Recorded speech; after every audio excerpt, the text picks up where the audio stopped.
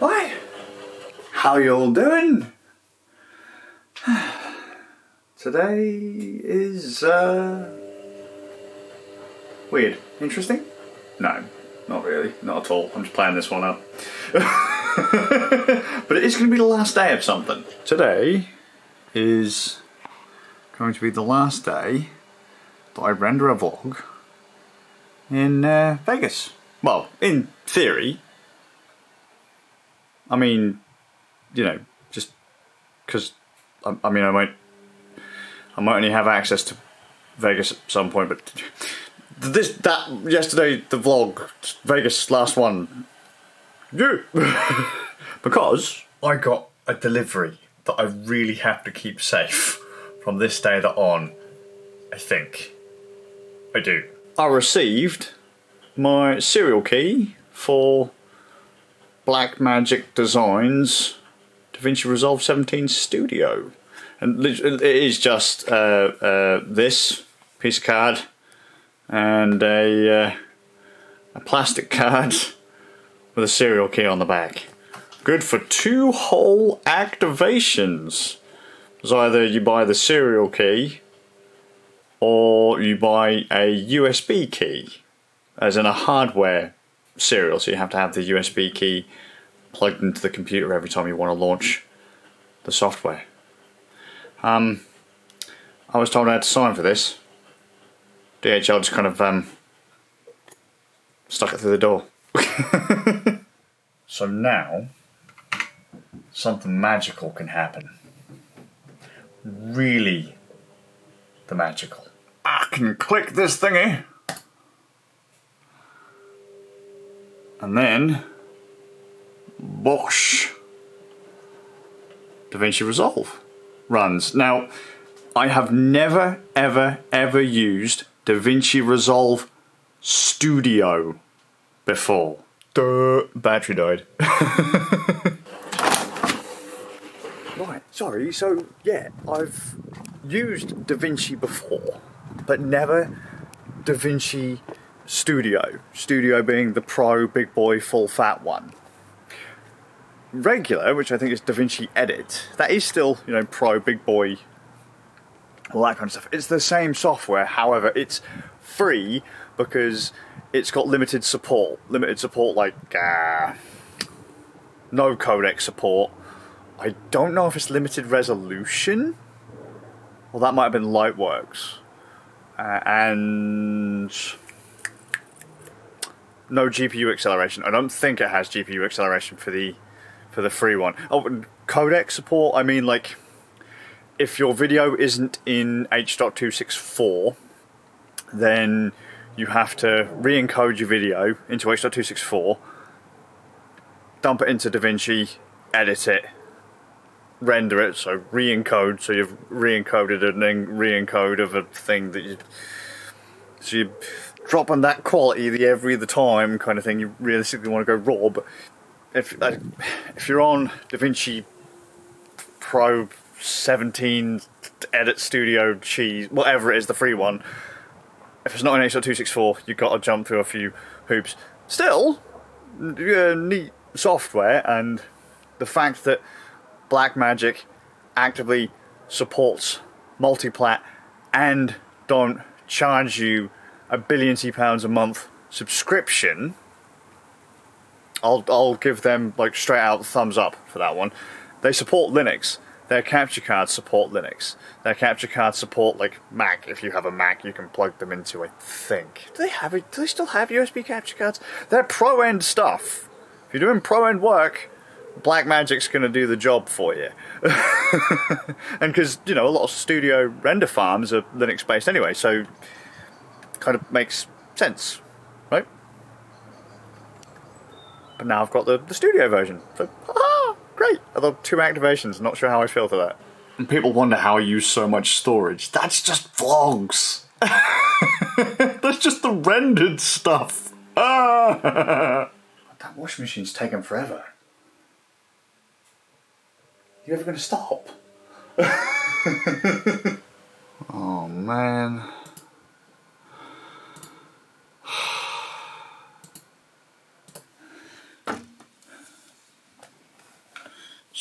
stupid stuff making me connect back into Windows. God damn it. Fucking anti-cheat systems bollocks. Yes, I did just pull a SATA cable to swap operating systems. Okay, we're doing this the hardcore manual way. No changing stuff in BIOS, no going, hey mate Grub, do stuff for me. Just yank that cable and plug in the other one. Keep them separate. How random. How completely random, and yet quite a coinky-dink. So I've just got off a call with Ram, and I'm in a call with Zaber at the minute. We just did a little game night. It's Tuesday. Finally got through Vermintide 2, which means that Zaber, super happy, he can uninstall Vermintide 2 and get like 100 gigs back on his drive, so he can actually use his PC again to do other stuff. And we decided we're going to do some VR stuff for the next couple of weeks, so I've got to test that the things we want to play work on Linux, because I want to run them on Linux, frankly. But talking to Zaber, it's been neat. He's talking to me about cameras, and I said to him today how I've been lusting for a camera. I've always been lusting for different cameras, but one of the cameras is the Blackmagic Pocket Cinema camera. I've always lusted after Blackmagic's gear, but it's the pro gear, and it's not just because it's pro gear, but it's universally compatible. I mentioned it before, Blackmagic tend to kind of support a lot of people because reasons, you know, but it's also very unforgiving hardware wise, so like, you know, you couldn't give it variable frame rates and stuff like that. The capture devices produced, they just like have a hissy, and you've got to be, it's looking for professional input kind of thing, you know what I mean? But they released the Pocket Cinema camera, fantastic little camera back in the day, which shoots in, I believe, ProRes. I can't remember if it did RAW, but it was like a little Micro Four Thirds camera, like really cheap for what it did, and it would shoot like a super flat image on ProRes, which is a really kind of flexible codec, and you could just go ham on it. It was like, you know, they did the Pocket Cinema, no, they did the Blackmagic Cinema camera as well, which is like a bigger thing. Like, nice cameras. I've never been able to justify them kind of thing. And then Zaber says, yeah, EOS M, Canon EOS M. It's an old camera, came out in like 2012, something like that. There's a firmware you can install on it. I was like, yeah, Magic Lantern. So yeah, you can shoot RAW on it, raw video on it. I was like, yeah, sounds about right. He said, I've been looking at comparisons, and people are recommending that even now in 2022, and back when some of these videos go like 2021, 2022, they're recommending you buy one even now because they're comparable in areas to another camera that Zaber wants, which was an EOS M50 Mark II. So yeah, I could very well believe it. And I had a look at it and I was like, why did I never do this with any of my cameras? Because I own 3 EOS Ms. Because I liked that camera. I really liked that camera, so I didn't want to break it. Like, if I broke it, I wanted to have another one that I could just pick up off the shelf and go. 2 of them, like one's upstairs, I think, in the bedroom, and 2 of them are up in the loft. I doubt anything that's in the loft will work now. Like damp, I hope they still work. But I've got like a little tray with all cameras and stuff in it. I'm like, I could do the Blackmagic Cinema camera kind of thing with the EOS M.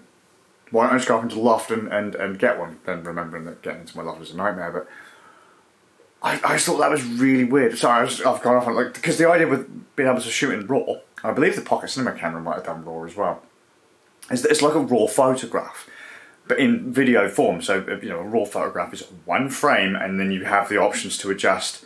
I know that a lot of people do this with JPEGs on their phones, but don't do this with JPEG. It's a terrible thing to do. If you can shoot RAW, do it with RAW, because RAW gives you more flexibility. The file won't fall apart as quickly, but like you can adjust brightness, contrast, shadow detail. Like you can actually lift up and down the shadows, so like make them brighter, make them darker. Saturation and all that kind of stuff is there on a slider that you can adjust because the data is there. It's the raw data-ish off the sensor. The raw video is basically, it gives you the same kind of options, but with video. Fantastic. So something we might have to look into and play with. And it might stop me from going, oh, Blackmagic Pocket Cinema Camera 6K. I mean, it's grand. No. Yeah, just, I don't know.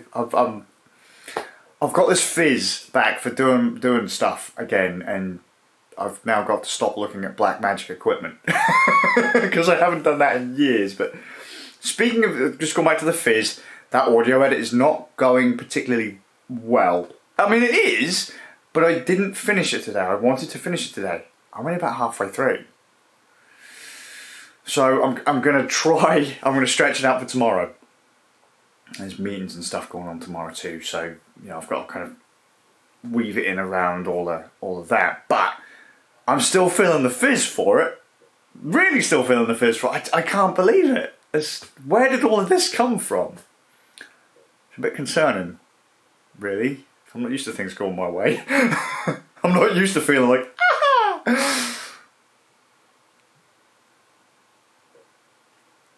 How long will this last?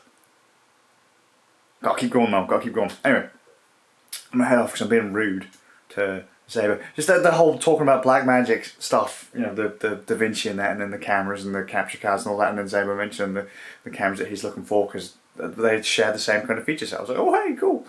Magic Lantern, look it up. It's a custom firmware for Canon cameras. If anyone has an old Canon camera, see if your camera's on the compatibility list and see if you can breathe new life into an old camera rather than going out and buying a brand spanky the new one, because realistically if you know what you're doing you get fucking really good images. Most people wouldn't know the difference, to be honest. It's solid, comparable to a degree ish, maybe.